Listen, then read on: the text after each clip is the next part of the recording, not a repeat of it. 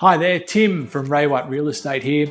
One of the most common scenarios I see from clients is when they own their property and essentially they want to move, they want to buy something bigger, they maybe want to downsize or even they want to relocate.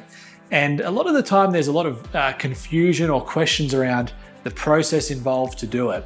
So in today's video, I wanted to give you some information around 3 different ways that you can potentially buy and sell at the same time. The first way to do this is by buying first, using finance, and then selling second. So essentially what's involved there, you go ahead and you speak to your bank or broker and they give you the thumbs up that you're able to go and purchase a property without needing to sell your property first. What's involved? Go and buy a property. The bank's going to give you something that's called a bridging loan. And essentially a bridging loan means that it's a short-term loan where the bank's going to allow you 12 months after you've purchased to go ahead and get your property sold. That's the only condition of the loan.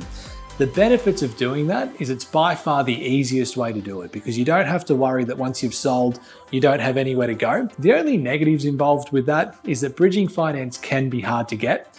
And essentially it can be a little more expensive because ultimately it means that you're able to service the current loan for your current residence and also the loan for the new place. So it can also be a little more expensive. The second way to do this is by buying first, selling second, but without the use of any finance. So essentially what that looks like is you go out, you buy a place that you love, you sign a contract and you pay a 10% deposit on the property.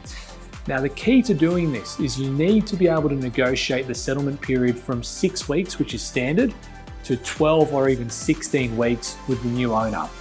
The reason why that's important is because we're going to need to go ahead and get your property listed to the market straight away. And ultimately we need to sell it during that 12 and 16 week period.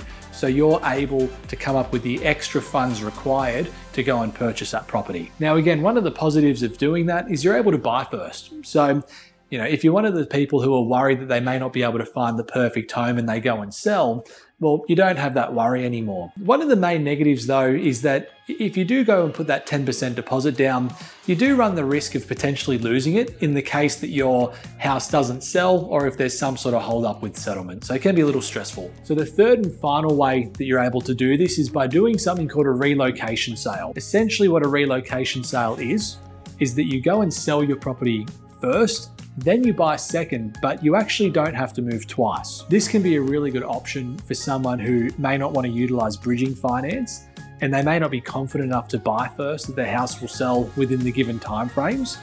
Essentially what's involved here is you go ahead and get your house listed for sale first, and we do need to find a buyer. The difference between a relocation sale and a standard sale is just a few little terms and conditions that you can add into the contract. So the first term and condition I suggest you add into the contract is what we call an extended settlement. So normally when you sell a home, a standard settlement in New South Wales is 42 days or 6 weeks. I would suggest to make sure you get given enough time to go and look for a property that you extend that settlement out to 90 or 120 days, which ultimately will give you 3 to 4 months while you still live in your home and you've got a secured buyer for you to be able to go and look and secure a new property. If you feel like 90 or 120 days is not enough time for you to go ahead and secure a place, the second option that you'll have is instead of doing a long settlement, you do a rent back. Essentially what a rent back is once you've sold and settled your property, you now become a tenant in the property for 6 to 12 months. So the pros involved with selling first and then buying is really, it is the cheapest option. And it's also the most risk-free option. You're at no risk of losing deposits and you're not going through the process of any bridging finance. So the only challenge with a relocation sale is that there's no guarantee the perfect home is going to come up straight away.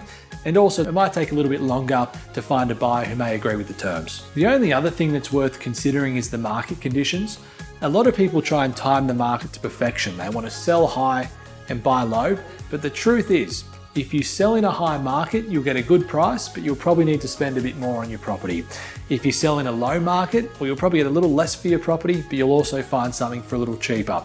So long as you buy and sell in the same market, usually you don't lose. So there you have it. They're really the 3 most common options that people use when they want to buy and sell simultaneously. Obviously, the first port of call would be to go ahead and speak to a mortgage broker or your bank directly to gauge what options would be available for you. And if you have any questions about either of the processes, feel free to give me a call. Tim from Ray White Real Estate.